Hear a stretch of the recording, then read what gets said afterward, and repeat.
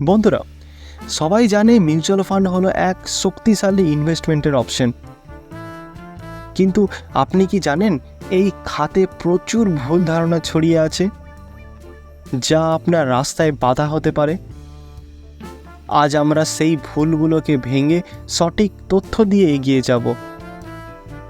তাই প্রথম থেকে শেষ পর্যন্ত চোখ রাখুন, কারণ হয়তো এক ভুল ধারণা আপনাকে পিছিয়ে দিচ্ছে।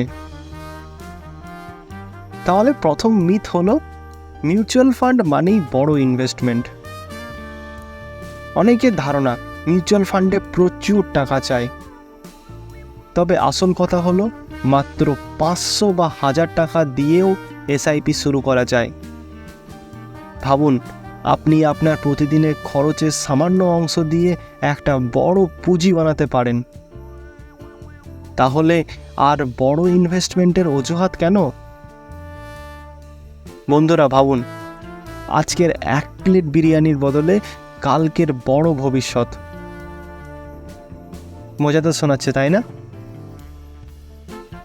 দ্বিতীয় মিথটি হলো মিউচুয়াল ফান্ড সবসময় ঝুঁকিপূর্ণ। শুনলে হয়তো অবাক হবেন, তবে সব মিউচুয়াল ফান্ড একরকম নয়।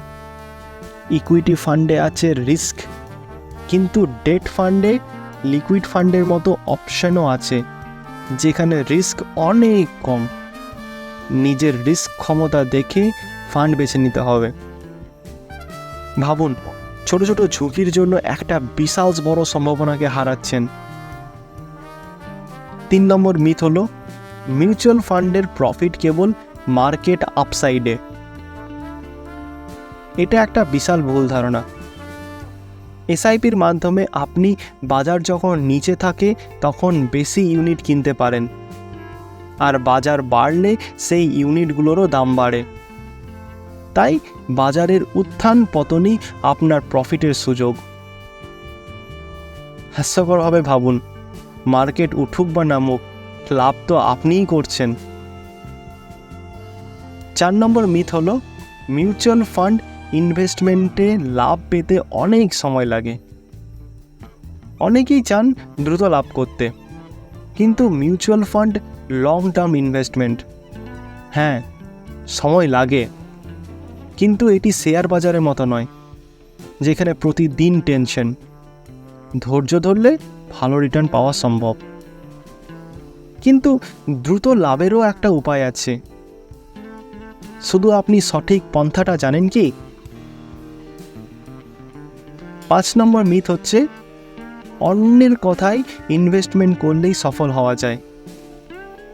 অনেকেই অন্যের কথায় ইনভেস্টমেন্ট করেন, কিন্তু নিজের রিসার্চ ছাড়া সঠিক সিদ্ধান্ত নেওয়া মুশকিল।